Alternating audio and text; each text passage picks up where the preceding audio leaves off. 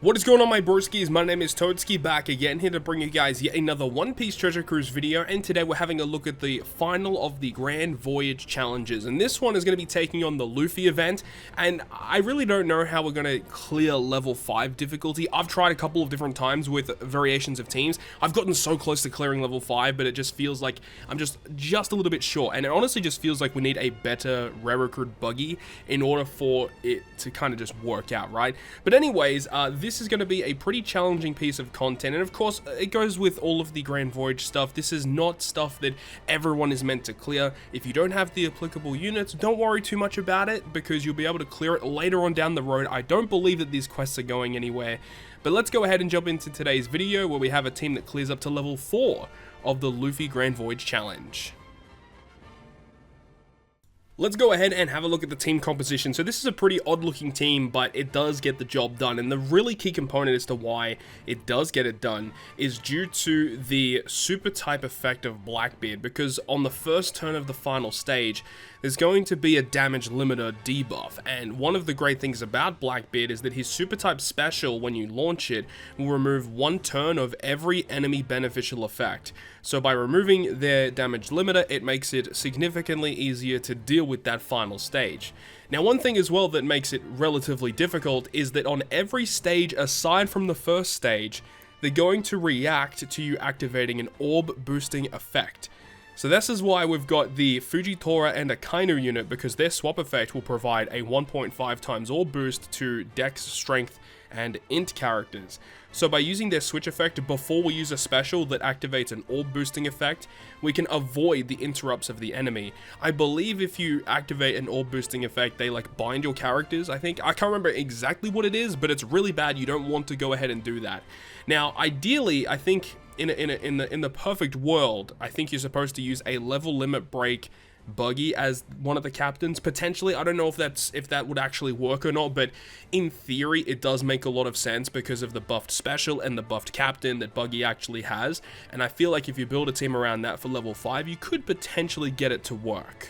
So with the way that this team works though, on stage 4 when we're actually over there, it does take us a few turns to actually get through that stage, just due to the nature of the boss, because of all of the gimmicks that are happening, because there's also a damage limiter as well, where you can only do a maximum of 18 million damage to the enemy, and both Zoro and Nami both have 18 million HP.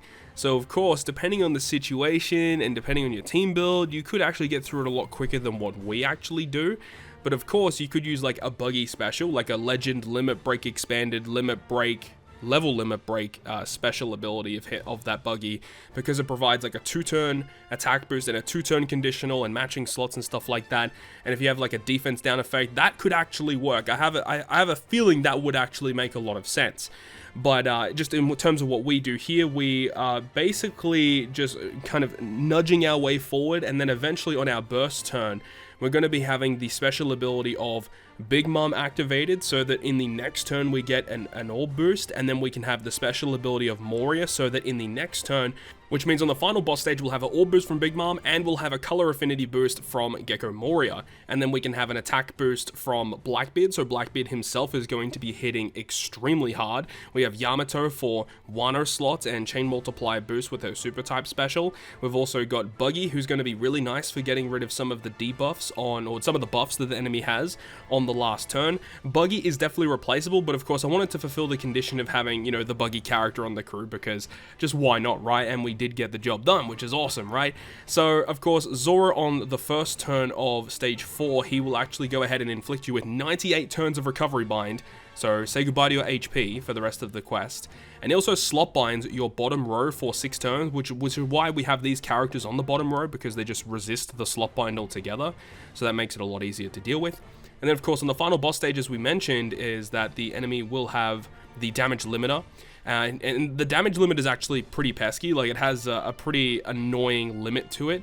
And then there's also the fact that if you activate any type of poison effect on the enemy, they're going to inflict a poison back to you. And the thing is they allow you to use poison. So they have an immunity buff to everything except for defense down and poison. So it's kind of weird, the fact that, you know, the poison is available and ready to be used, but if you do it, you get inflicted with poison back.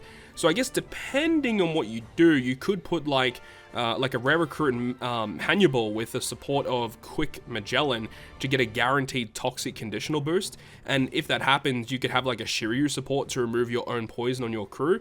That could actually work, depending on the situation, of course. But you also get hit with a chain coefficient reduction on the final boss stage. Now, normally you would probably use like a chain locking effect to get around that, but we're just using Buggy because we can have the support of Doflamingo, which gives us a chain boost, so that's actually really cool. So Doflamingo's chain boost plus the super type of Yamato gives us a pretty substantial chain multiplier boost. But of course, if you have a chain lock, you can just like one tap and then hit with Blackbeard on Luffy, which should pretty much instantly kill him, which is really, really strong. And also, if you do use a chain locker, it means you can actually use Yamato on like the previous turn to get your orb block and get the chain multiplier boosts on that stage instead. So those are all options, of course. But that is going to wrap up this video today. Thank you very much for watching. And if you guys did enjoy the video, make sure you go ahead and leave a like. And if you want to stay up to date with all the content that I post, including more One Piece Treasure Cruise content, make sure to hit the subscribe button down below. But on that, guys, I'll see you guys within the next video.